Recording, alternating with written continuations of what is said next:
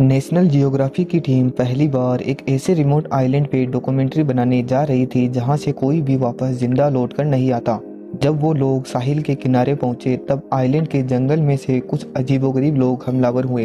उन्होंने national geography की team पर तीरों की बौछार कर दी। इस हमले में डायरेक्टर की टांग जख्मी हो गई और उन्हें उल्टे पांव वापस भागने पर मजबूर होना पड़ा। ये आइलैंड कौन सा है और इतनी शदीद टेक्नोलॉजी होने के बावजूद भी आज तक हम इंसान यहाँ क्यों नहीं जा पाते। नाजरीन, इंडिया के ईस्ट में करीब 1400 किलोमीटर दूर अंडमान आइलैंड्स मौजूद हैं। ये इंडियन टेरिटरी का ही हिस्सा है जहाँ पर कई छोटे बड़े गांव मौजूद हैं। लेकिन हैरत की बात यह है कि इतनी चहल पहल वाले शहर से सिर्फ 50 किलोमीटर दूर एक ऐसा आइलैंड मौजूद है जहाँ इंसानों की वो सिविलाइजेशन रहती है जिन्होंने अपनी एक अलग दुनिया बसा रखी है।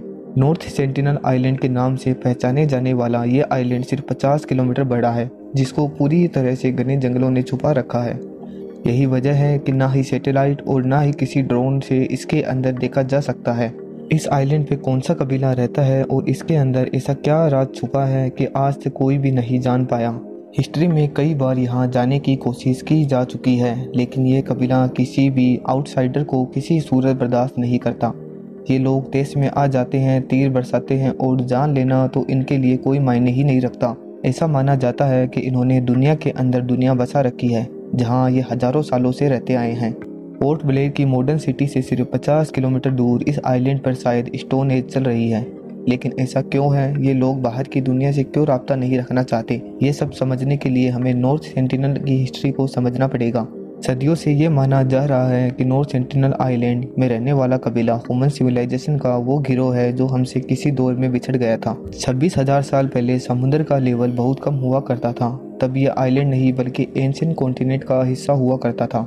ग्लोबल वार्मिंग की वजह से समुद्र का लेवल बढ़ता गया और तभी अंडमान और नॉर्थ सेंटिनल का ताल्लुक हमारी दुनिया से खत्म हो गया और वो एक आइलैंड बनकर रह गए।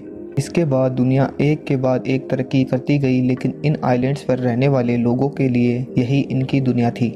हमें तो इनकी दुनिया के बारे में तब मालूम पड़ा जब साल 1789 में एक ब्रिटिश शिप अंडमान आइलैंड्स पर आ पहुंची। लेकिन इन्होंने सेंटिनल आइलैंड को विजिट नहीं किया क्योंकि ये एक छोटा सा आइलैंड है और शायद उनकी नज़र में इसकी कोई अहमियत नहीं थी। लेकिन साल 1867 में जब इंडिया पर ब्रिटिश राज था तब उनकी एक शिप नॉर्थ सेंटिनल आइलैंड के करीब वो खराब हो गई। इस शिप में 106 ब्रिटिश और इंडियन मौजूद थे। उन्होंने सोचा कि ये आइलैंड सुनसान है और यहाँ कोई नहीं रहता, लेकिन उनकी ये सोच कुछ ही लम्हे में बदलने वाली थी। रेस्क्यू के इंतजार में उन्होंने कुछ दिन यहीं पनाह लेने का फैसला किया, लेकिन तीसरे दिन आइलैंड पे मौजूद कबीले ने इन पर तीरों से हमला कर दिया।